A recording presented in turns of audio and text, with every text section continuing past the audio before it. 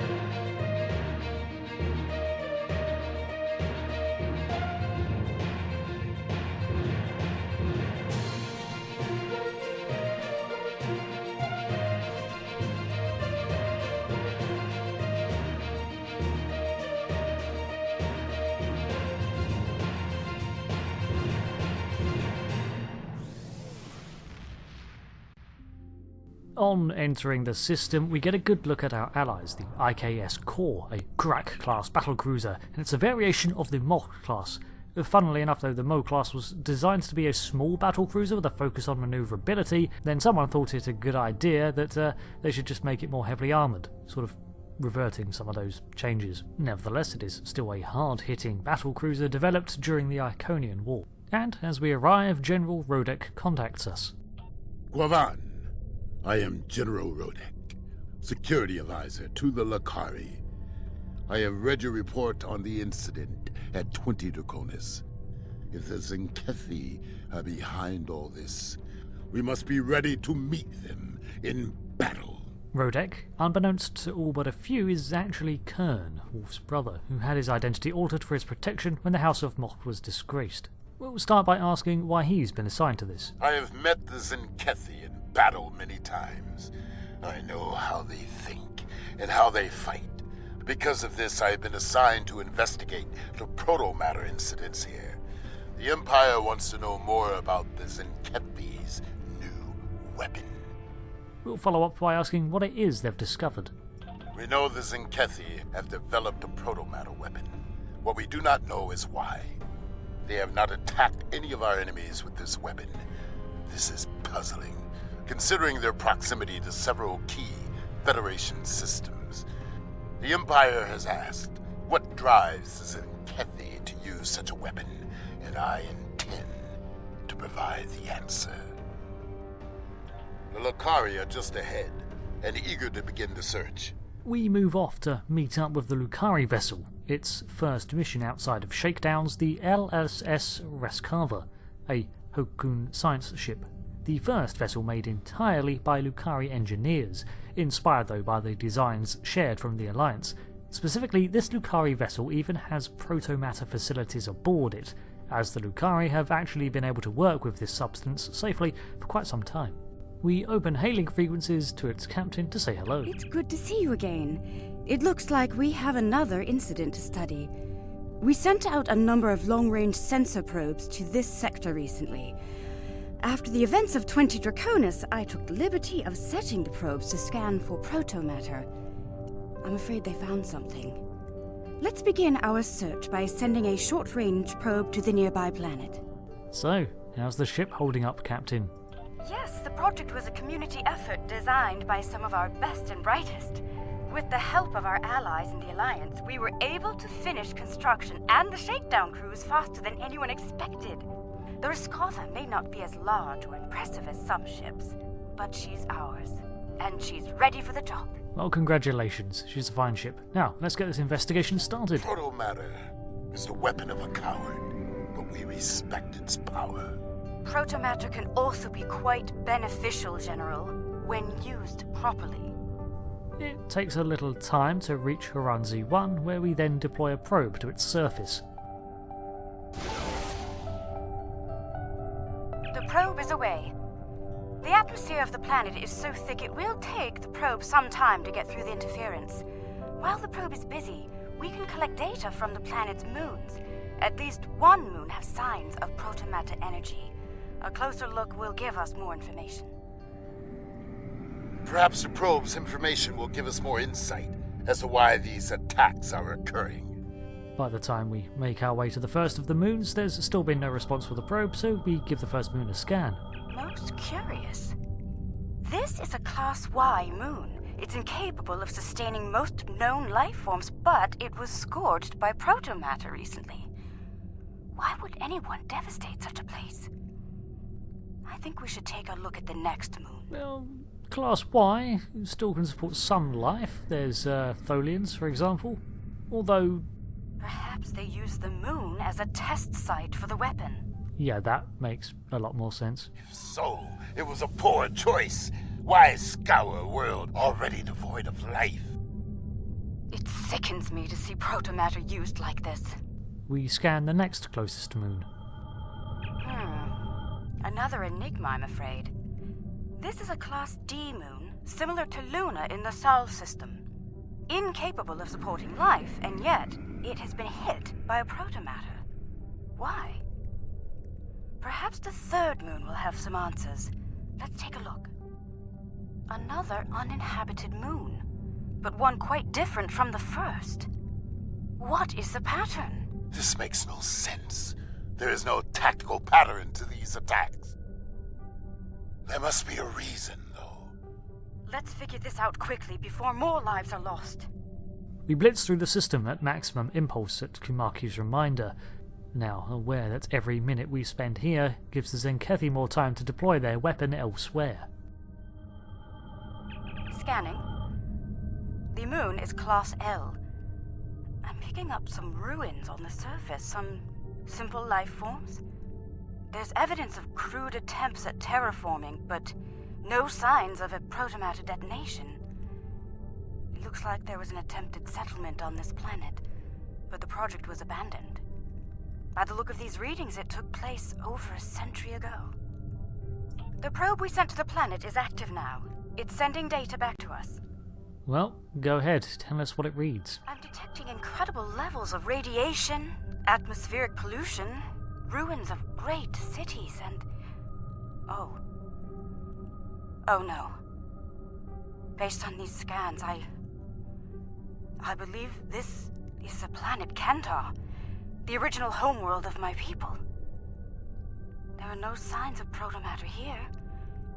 It seems Kentar was rendered incapable of supporting life long ago. By the Kentari. I'm sorry to hear that, Captain. I can barely believe what I'm seeing. I've always wondered what became of them, and now I know.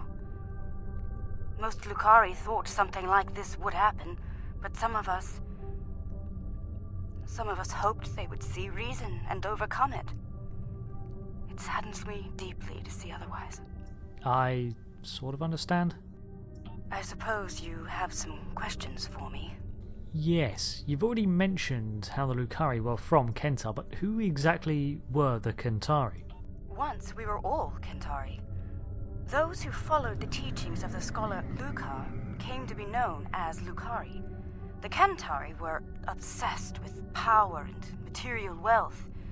Their pursuit of such things was destroying the people and the planet. The Lukari stood against those things, and for that, we paid a terrible price. So, a schism between cultures caused by ideals. It's a familiar story, one we've seen with the Vulcans and Romulans, but this time flipped. This is why you left? There was a terrible schism between Kentari and Lukari. It ultimately led to civil war. We lost. In the final days of the war, most of us chose self-imposed exile over death or imprisonment. We gathered on our remaining ships and left Kentar forever.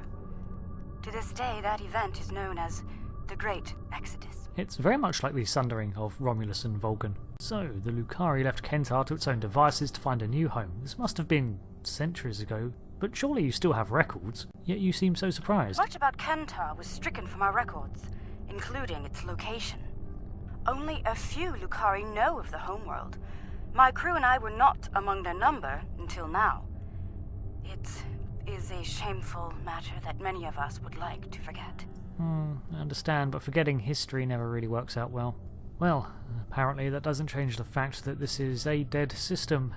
The Lukari transmit the second sector of coordinates marked out because of protomatter readings, the Mivic system, again, well beyond the UFB explored space, so we set a course and warp on out. This new system holds signs of unrest too. A sprawling debris field lies between us and the planet. There has been a large-scale battle in this system. We are analyzing the debris. It appears the losing side possessed technology roughly a century behind our own. Preliminary scans indicate that the battle was very one-sided. I recommend we take a closer look at some of the nearby debris. Agreed. Helm, take us closer.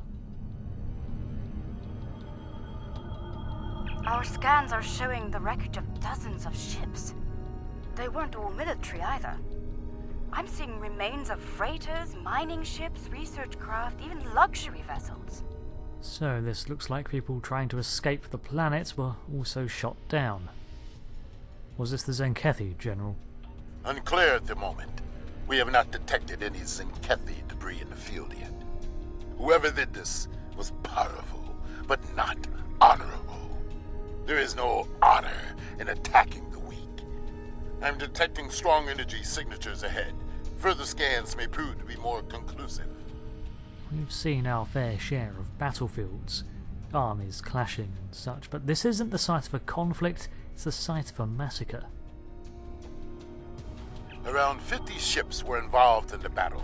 Many were lightly armed, if at all. I am reading traces of engine-grade plasma ahead. It does not match that left by the local craft. Perhaps the aliens managed to score a hit to the engines of an enemy ship. I suggest we advance and investigate further. We can see the telltale green plume of plasma from here, so we've got no trouble finding it. As we close in on this ship, we can see its massive green hull form, a ship that has sustained a lot of damage.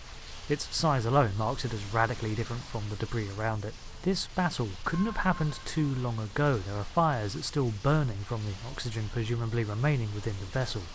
The plasma itself is still venting, and there remains a dull pulsating red glow within its frame, signalling power. This is all that is left of a Tzenkethi vessel. It appears the aliens detonated the warp core of one of their capital ships after ramming the Tzenkethi at full impulse. They fought with honor. For them, it was a good day to die. General, what do you know about Tzenkethi tactics? They are reptilian, territorial, and aggressive. In battle, they are ruthless and devious. If they fought with honor, they would almost be respectable warriors. They fought the Empire and the Federation and lost. It appears they are preparing for another war, but with whom? I dislike riddles. Let us get to the truth of these attacks. Speculation? Perhaps they are testing the weapon against planets that are not part of the Alliance, hoping that we will turn a blind eye to their crimes. Once they have perfected the weapon, they will certainly use it on their old enemies. And their list of enemies is long. We should continue our investigation. There may be more clues in this area. Leaving the murderous bulk behind, we continue our search. But then slightly lighter news. Receiving a distress call. It's very faint. I'm sending you the coordinates. I don't know who you are or where you came from, but thank you. Looks like we found a survivor. What happened here, Captain? What can I tell you? Well, let's start off with the basics. Hi, Mark Hale, and you are?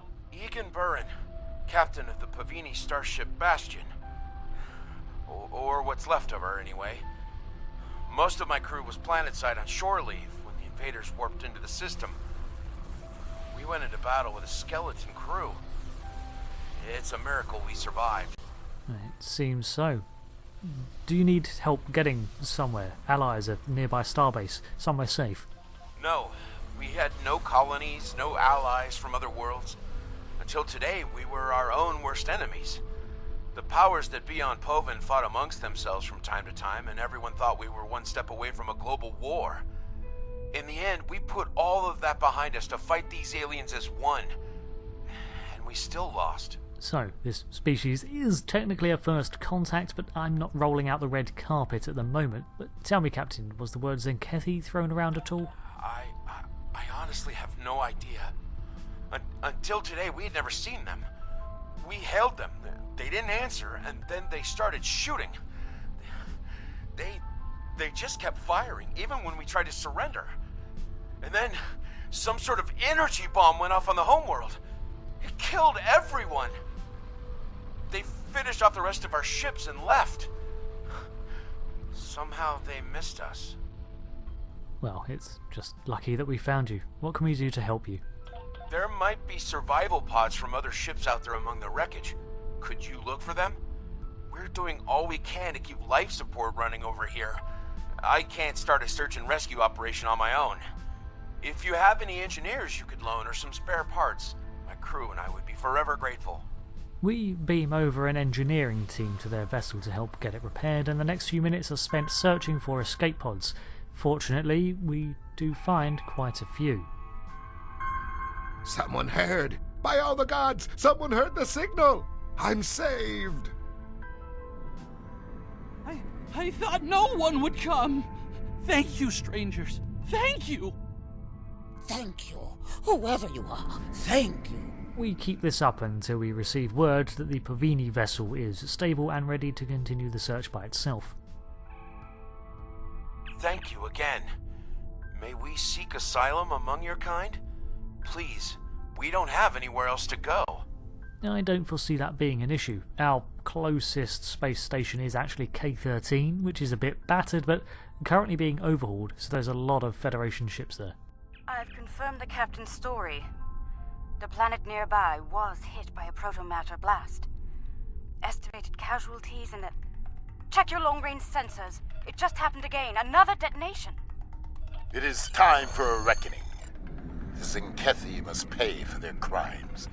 We must go, now, before they escape.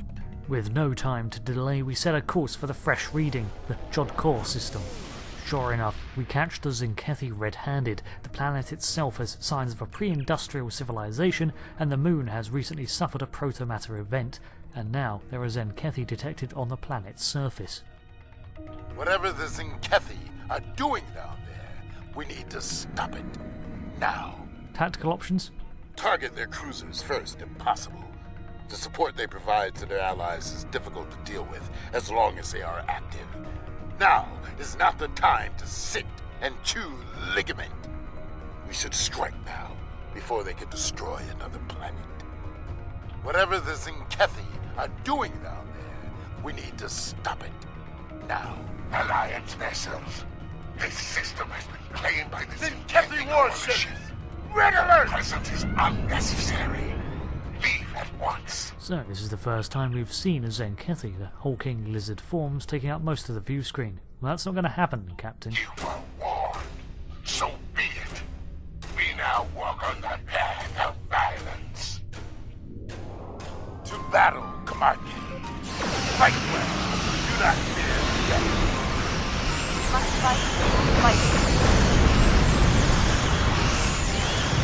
Despite all the bluster, the smaller Tzenkethi cruisers, the Shuktin frigates, are no match for our forces.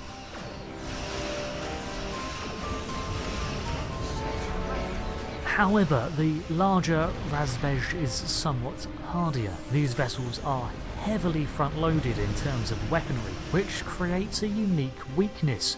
Their force shielding is weaker. Because of this, they literally gave up space in the front that would have been for deflector emitters for a barrage of Tetrion weaponry. So, funnily enough, attacking them head-on actually deals more damage. However, this means we are in direct line for this massive armament, so it's a risky angle to attack from. I'd say the Raskava did quite well in the first battle. A good battle. Well fought. The honor of victory is ours. With the orbit currently secure, there are still Tzenkethi on the planet below, setting up, supposedly, their protomatter bomb. So we need to beam down to see to that as well. However, they seem to have taken precautions because we can no longer detect the protomatter signature. Your weapon is inefficiently shielded. It leaks kaons at a level our tricorders can detect and track. I recommend we scan for elevated kaon levels and follow the signal. Okay, I'll get right on that. You know, at least there's one good thing about this, it's that the Tzenkethi put their bomb far away from the native population. They won't have to bear witness to this. The kaon particle traces lead into the valley ahead of us. Oh, I see. They followed the waterfall. Waterfall? Where's that? Ooh, waterfall. Pretty.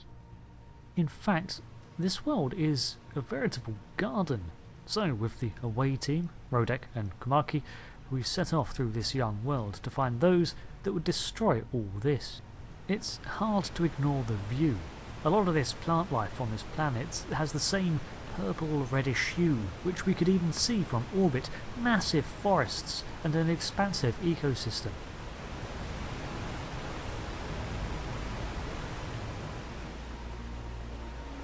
The rocks here are causing a lot of interference. We should take another set of scans to get our bearings. I'll get right on it. You know, I finally upgraded my tricorder. Yeah. Oh.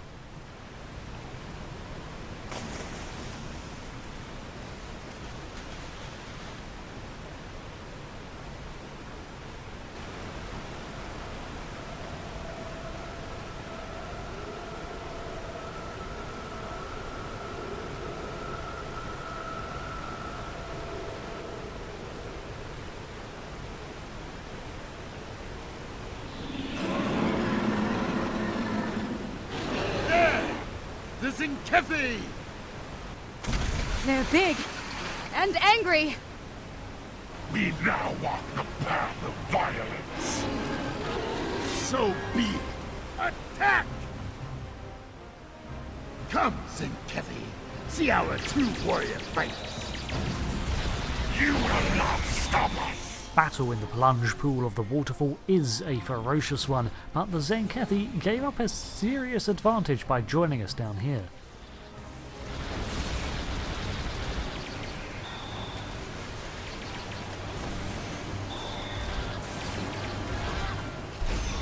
So, there are some Tzenkethi with a taste for battle. Good. Scans indicate they took the path to the east. Good, so we too take the path to the east.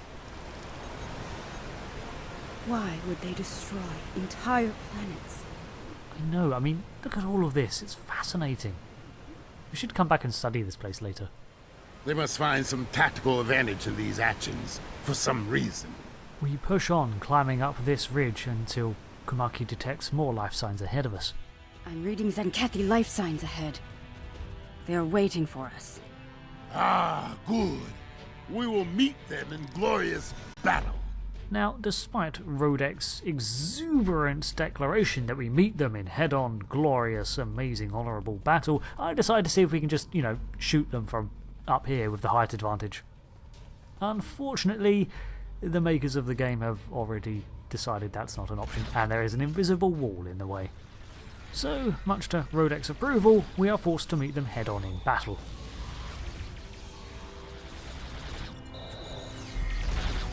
They are using delaying tactics. We must be getting close. The path continues down from here.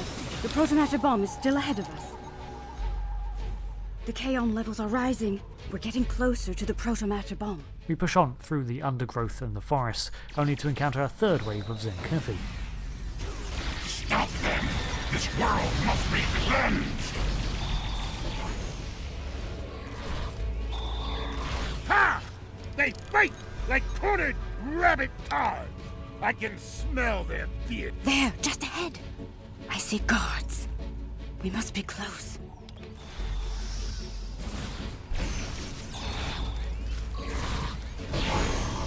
After securing the area, the trail seemingly goes cold. The trail ends here.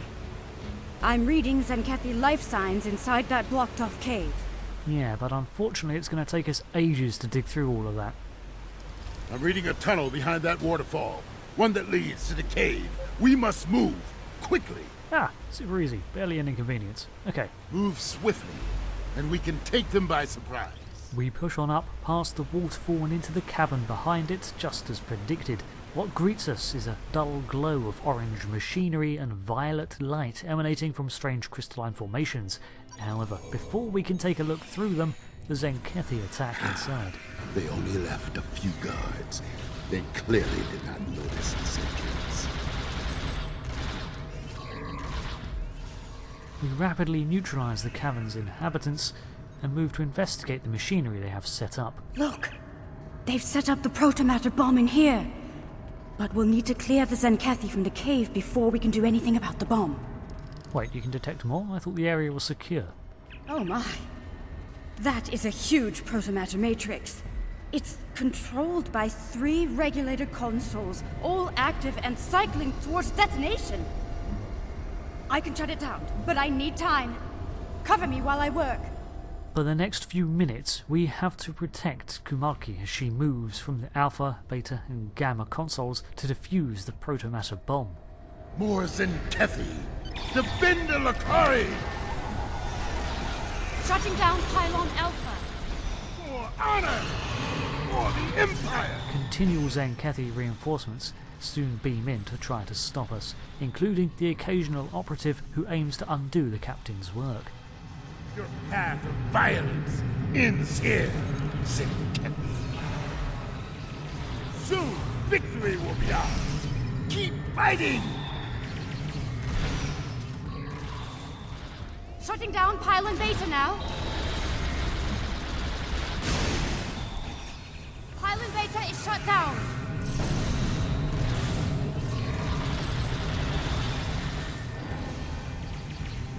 Pylon Gamma is down. We're all clear. Fortunately, when we've defused it, the Tzenkethi give up. It's done. All the bombs are deactivated. We can... Wait. Look! These crystal formations are very similar to those we found at the first protobombing site on Draconis 3. This can't be a coincidence. We may have found what the Tzenkethi are targeting in these attacks. Yes, I was going to ask you about that, but then, big dinosaur people attacked.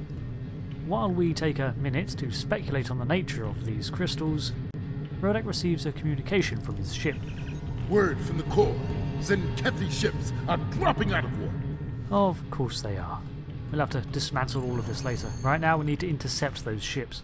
We return to the Armiger and are immediately hailed by the Tzenkethi. Alliance its vessels. I am Fleet Admiral Haran Z1. As you now know, this system has been claimed by the Tzenkethi Coalition. Further aggression on your part will not be tolerated. This world is not yours to defend. Leave now, while you're still able. I think you'll We do find... not recognize your claims, Tzenkethi. Your forces have murdered millions. If you are the leader here, it is you who will answer for these crimes. Yeah, what he said. Then your choice is made. The path of violence. It is one I have walked many times, without fear, without remorse. Come, let us walk it together. Okay, shit, that was pretty cool. Fight now! For honor and glory! Come on! This battle is tougher than the one earlier, with the Rold cruisers. Not overly powerful themselves, but when they're close to other Tzenkethi vessels, they emit a beam that empowers their allied ships, vastly increasing the larger ship's defensive capabilities, so we have to pick them off as they separate.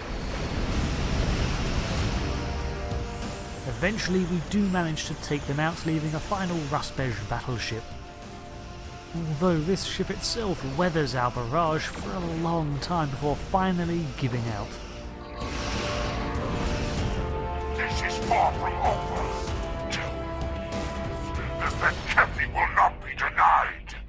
Those who try to stop us will be purged, their homeworlds cleansed. You have been warned. Test us at your peril. Let them flee. Let them run to their masters and whimper like craven targs. Let them whisper of warriors who fight with honor and without fear. Don't get me wrong, we won, but it's gonna take more than that. You may be right. They may return and bring their protomatter weapon with them. Should that day come, I hope to meet them in battle once more with a warrior like you at my side.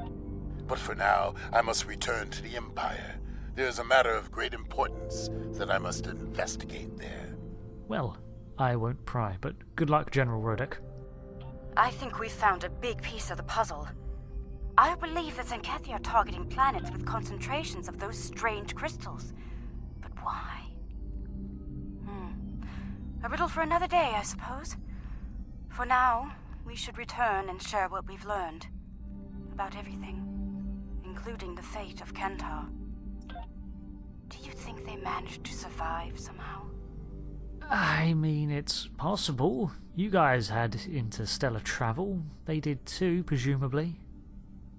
There's always the chance, Captain. With the seeming target of the Tzenkethi assaults found, these crystal structures, we've got another piece of the puzzle. While Kamarki continues to work on this problem, there is now also the lingering possibility of the Kentari still being out there somewhere, a hope that I doubt she'll ignore. Starfleet and the Alliance too are devoting more resources to uncovering the Tzenkethi stratagem at play here, so I suspect they'll want to see details on these worlds that we've scanned. I've no doubt we'll figure all this out. We've done so in the past with equally big mysteries. So it's true. The Tzenkethi have a protomatter bomb. All those lives. No one in the Alliance is comfortable with the Tzenkethi having a weapon of genocide. What happened to those planets could happen to any world in Alliance space. We need to know more about it and how to stop it. We need to know more about these crystals you mentioned as well. If they're the key to these attacks, we need to know why. But all this will have to wait for another part of the Star Trek Online story series as we continue to explore the ever-evolving narrative of Star Trek Online. Thanks for watching this one. I've been Rick, and I'll see you again next time. Goodbye.